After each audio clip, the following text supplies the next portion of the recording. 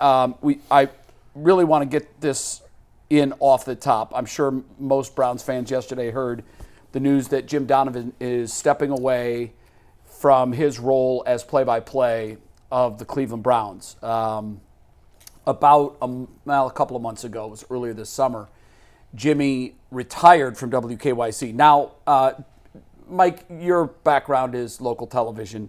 I've spent the bulk of my career, about half actually, in local television. What Jimmy did here at KYC, 39 years at one station, is, I don't want to say unprecedented because guys have done that, guys have done longer. It is such an anomaly for anybody to be at one station for, we're a nomadic group. We chase dollars, you get bigger offers from different stations and we move around a lot. Jimmy came here in 1985, immediately entrenched himself in the community. He's a Boston guy, you would think that his lifelong goal would be to go back to Boston and cover the Celtics and the Red Sox and his teams. But he became a Clevelander. And our joy listening to the games on radio came through his call. And sadly, the Browns games on radio will never be the same. And I say that with no disrespect to whomever it is that follows in Jimmy's footsteps. Wow, what a colossal challenge that will be. Whoever that is, best of luck, and we will ride your wagon just as we rode Jimmy's. But listening to Browns games on radio will never be the same. Jimmy's cancer has returned, and it's returned aggressively. He was first diagnosed with leukemia more than a decade ago. He's beaten it twice. He famously beat it last year. Who can forget the images of him smashing the guitar before one of the Browns home games last year? Really, really difficult time for Browns fans. But our thoughts and prayers are with Jimmy and his incredible wife, Cheryl, and his daughter, Megan, as he's in certainly the biggest fight that he's had so far. So it's hard to become a legend in a town.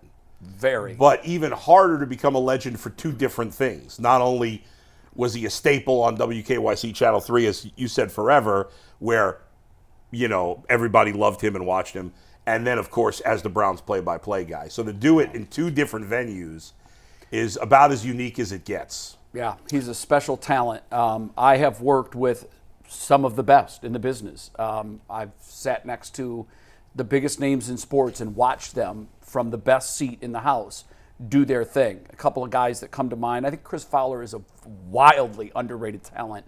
Chris is in Jimmy's league in that no teleprompter, none. And I would watch him host the Heisman Show, which is a 2-hour behemoth, a lot of heavy lifting. He had a rundown in front of him. That was it. That was Jim Donovan. Jim never used teleprompter, and anyone that ever watched him do a local sportscast upstairs, the first thing they noticed if they were in studio was, where is his script? Right. And I would tell the same thing to everybody. It's right here. He is telling stories that he already knows, like we all do. Yeah. But he had a level to it and a gear to it that I've never seen. He is the best, and this is not even close. He is the best local sportscaster I have ever seen, and he is certainly among the best radio play-by-play guys I've ever listened to. So, Jimmy, we are thinking of you. We are praying with you, and best of luck in this most renewed fight. I remember when I first got into the industry, my first job, I started off answering phones, like in 2011.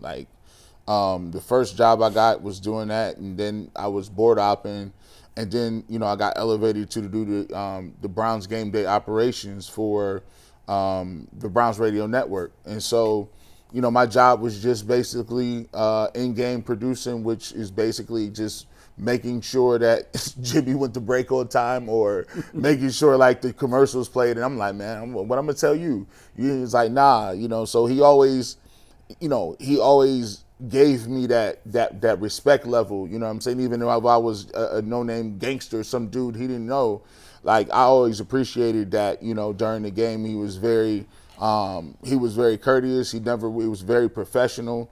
And even though he didn't have to do it, I remember, after the games, he would acknowledge all of the people from the board ops to the producers to the in-game producers at the end of the show.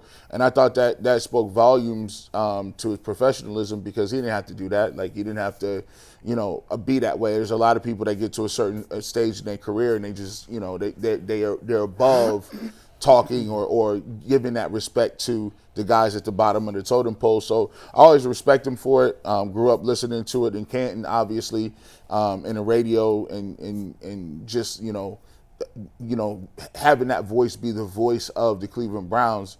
And, it's just a shame, because I really wish for him he was able, to call the game when the Browns actually made it to the Super Bowl. And that was one of the things that, for anybody that's getting older, for anybody that put that much work in and the bricks in, I just always hope that they get the payoff. And it's a lot of people, as Browns fans, as we get older and older, it's weird because you start to think of that, because that was always how I envisioned his call for the Browns making it to the Super Bowl. So salute to him. He's in a big fight right now, and we all know cancer touches everybody. Everybody knows somebody that's connected to it. So, prayers to him and his family. And right now, I think that's the most important thing, and we'll be praying hard for him. Yeah, well said.